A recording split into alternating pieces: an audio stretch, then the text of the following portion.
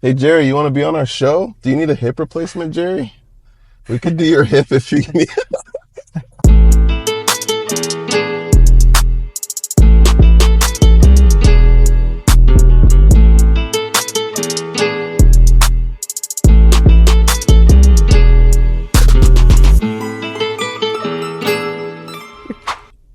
No, so this is, hey, what's up?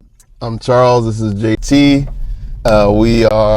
We really just, we thought about figuring out a way to add value to people, right? To kind of show people the inside scoop of what healthcare at home is like.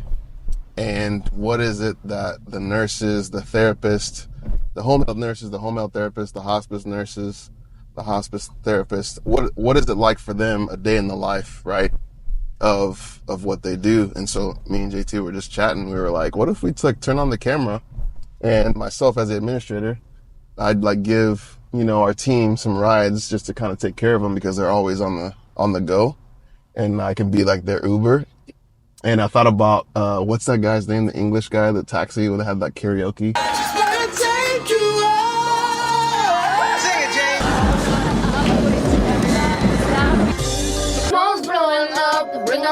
Oh, yeah. What's his name? Steve, Cardone? Something? yeah. No, not Greg Cardone.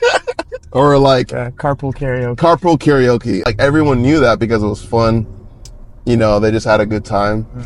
And then I thought about, so I watched recently, it was like a year or two ago, it was Comedians and Coffee with Jerry Seinfeld. Doesn't the door work? Oh yeah, it works. On the next episode of Comedians in Cars Getting Coffee. 1976 Lamborghini Countach. When you blow past them in traffic. Yeah. Countach! I thought that was so cool. And so we were like, well, what if we do that and have a couple guests on the show and like talk about, what it is that they do specifically. So this is going to be like the first one, right? So we're going to actually talk about marketing because JT is actually one of our lead marketers. He's been with us for a long time, and we're just wanted to talk about what does it mean for people who are interested in marketing home health and hospice. They're in the car a lot. I mean, they're literally like driving back and forth throughout the Metroplex. All over, yeah. So we're just going to kind of chop it up, ask a few questions, and really kind of help you guys understand what it means to be a marketer in the field and what to expect. So yeah, some key strategies, key tactics for home health and hospice services. It's such a unique industry compared to consumer products or technology or you're not demoing anything in front of somebody. Yeah. You're not bringing them something that they can hold. You could show off the features of it. It's mostly word of mouth and speaking to the providers, the medical staff, the MAs, the nurses, speaking to their experiences with other home health companies, other hospice companies, the touch points that they need. It's crazy because like any other marketing, you're bringing something to them. But in this industry, you're bringing your expertise and you're bringing like a service to them. So it's like, I think one of the biggest things that, we've seen over the last several years is that when you're going to go see like an account or like a doctor's account, number one, they themselves are extremely busy, right? Like they don't have time. And so if you're going to meet with them, they really just want to relax. Like they want to eat.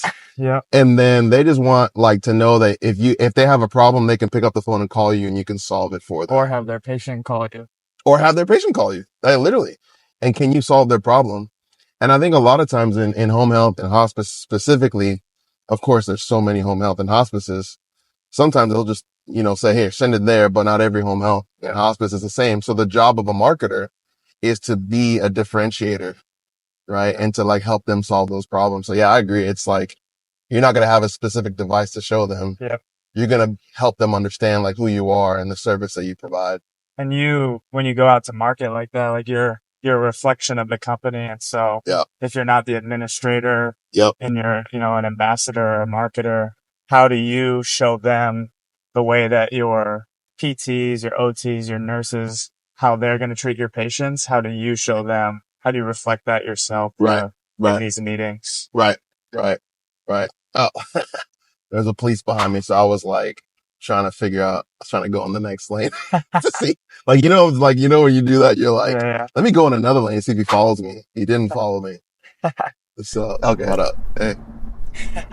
Hey, gotta love police officers, right? You gotta be careful.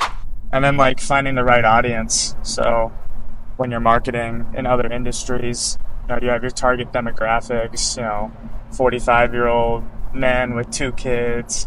In this industry, when you're looking for the right demographic, there's patient demographic, but then there's also practice demographic. Yep. So what types of clinics, what insurance do they take, what's the demographic of the people that they serve. And sometimes that data, that information can be hard to find, like how often they use hospice, how often they use home health. That's not something that's posted online. It's not, It's something you find. Yeah. And I think that's the biggest thing is like, I think to be a great marketer, number one, you need to make sure you truly understand the person that you're going to like sell to. Like, what are their needs? What practice are they? Okay, it's a cardiology practice. Okay, what are their pain points? Okay, what do they struggle with in terms of their patients going back and forth to the hospital all the time? How can you become a solution for them, right? And studying that. If you're brand new into home health and hospice, it's a lot of studying. It's learning, it's reading, it's going through even the clinical charts of your company to figure out and understand, oh wow, this patient was served by this doctor and this was the outcome. Yeah. It's like going to school again. Yeah. I think. Yeah, I mean, if you don't know anything about the industry and you don't learn about that industry in day-to-day life, unless you've had a family member that's experienced a joint replacement or, grandma's been on hospice care. Unless you've seen it in your family, you probably don't have much exposure to it. I don't. Yeah. Outside of clinicians that are interested in going into it. Yep. So say for instance, you're a brand new marketer, you just got out of school and you're looking to be a medical sales rep, right? And you get a job for a home health and hospice. Like, what would you think is a great way for them to like learn quicker? Yeah, so something we definitely have our ambassadors and I did early on in my time is shadowing. Yeah. So like, once you can learn about hospice, read about it, watch YouTube videos about it, but until you're standing in the bedroom next to a hospice patient with one of our hospice nurses, seeing the way they talk to them, seeing the condition that the patient is in that realm, it's hard to really like understand, what exactly hospice is. Yeah. Same with home health. I've shadowed physical therapy, OT, been in the home with them as well, and then facilities. So kind of like seeing that patient face to face. Because as a marketer, you're not going to necessarily be like super close with the patient like a clinician would be. So you want to go see what that clinician does and how they talk to the patient, how the patient responds to the things that they tell them, so that you can have that rapport with the provider of how home health and hospice looks. You may not be familiar with it. Man, I agree. I think like that's huge because like, especially if you're brand new, like, and you have no idea, like just sitting with the clinicians and observing, like, how do they act? How do they respond? Tone, right? Those are big things. Like, even if you don't know the answer, sometimes just being present and joking about something can really help the experience, right? Yeah, it's crazy. Like hospice, you hear the word hospice and you think like death and like all these like scary things, but then you go to a hospice visit and honestly it wasn't at all what I expected it to be. Like, I go to see someone's husband and she greets us at the door and she's laughing with us. She's happy to see, our nurse, Emmeline. And then we like go into the bedroom. He's cracking jokes with me. And so at first I was uncomfortable because I'm like, they can be happy? That can't be how this is supposed to be. Yeah, but you can be happy and be on hospice? Exactly. It's like, what? So just you don't get to experience that feeling and that you don't get that knowledge from school or from a YouTube video. Yeah, you don't. I think it's, like my mom used to always say, experience is the best teacher. And I was a kid and I was like, I can learn it. But it's true. Yeah. It really is. Yeah, that's a great point. I think shadowing is huge. What do you think is another great way for a brand new marketer, even one that's in the industry that's kind of not met their goals, right? They're like kind of stagnant with their quota. Like what's another thing that they could do to kind of help them out?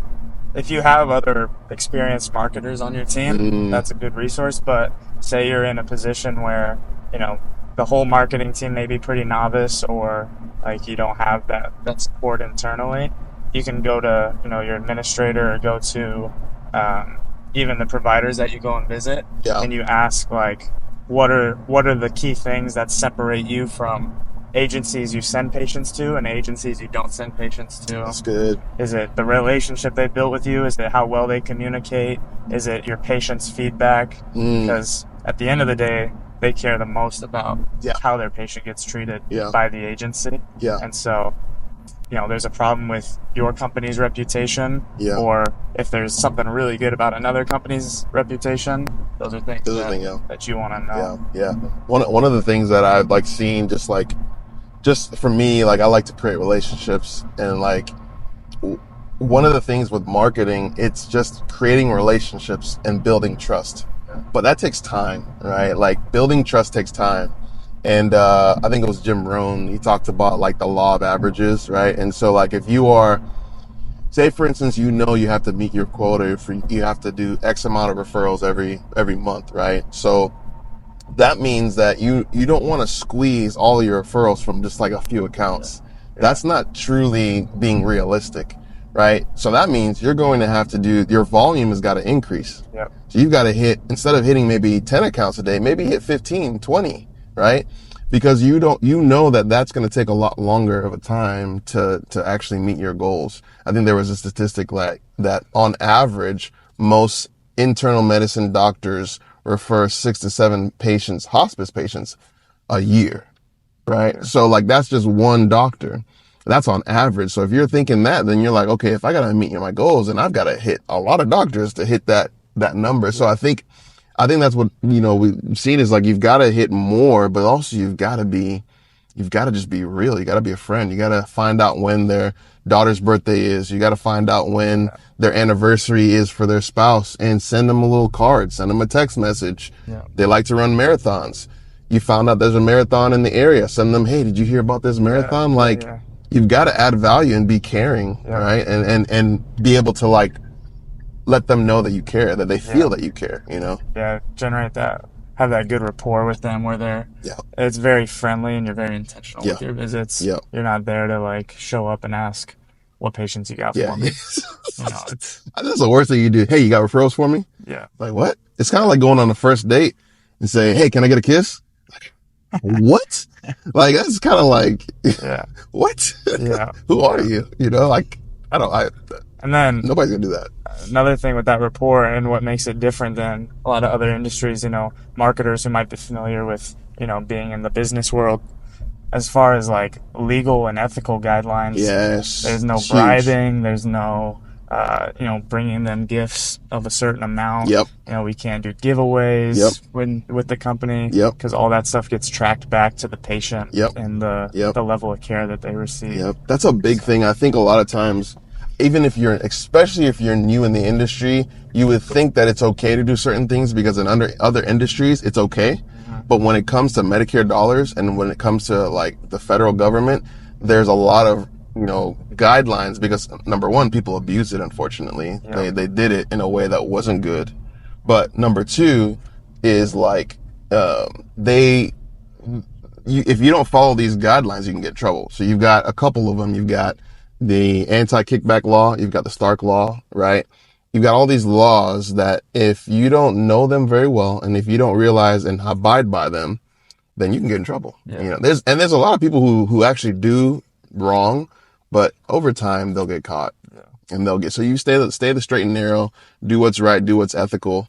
I think you'll be good. So we actually were on our way to a marketing event. So we just pulled over because we're here. So, we'll give you a rundown. This isn't an event that we're going to, a marketing event. So it's a skilled nursing, AL facility, and we're going and just kind of meeting a lot of people, creating those relationships, just like we talked about, getting those numbers, not expecting anything right away, right? But just getting those relationships, being a resource, adding value, and then making a good impression. Making a good impression. You know, I think if you can do that all the time, and people will just remember you and how they felt, right? So when they think of JT, they think of Charles, they think of insert your name, right? They want to feel like, man, this person was great. It made me smile, made me happy, and added value. If you could do that. And then insert your company. That's it. Charlin made me happy. Charlin made me smile. That's it. That you're the first face that they see. So if you're able to do that, you're winning. So sweet. Hope you guys enjoyed that. I think that was the first one. I think Jerry Seinfeld got Obama onto his show. No way. I do really well with the 0 to 8 demographic. Oh, really? Yeah, they love me. Partly because I think my ears are big, and so I look a little like a cartoon character. Right. So. Hey, Obama, hey, we got you. Hey, come on now. Hey, come on. Be a part of this. It's going to be fun. We'll try to do this as much as we can. But if you guys like this, please take a moment, like, subscribe, share this with someone that you know is interested in becoming a healthcare marketer, specifically home health and hospice. These concepts are actually good for any marketer or any salesperson. But yeah, hope to see you guys soon.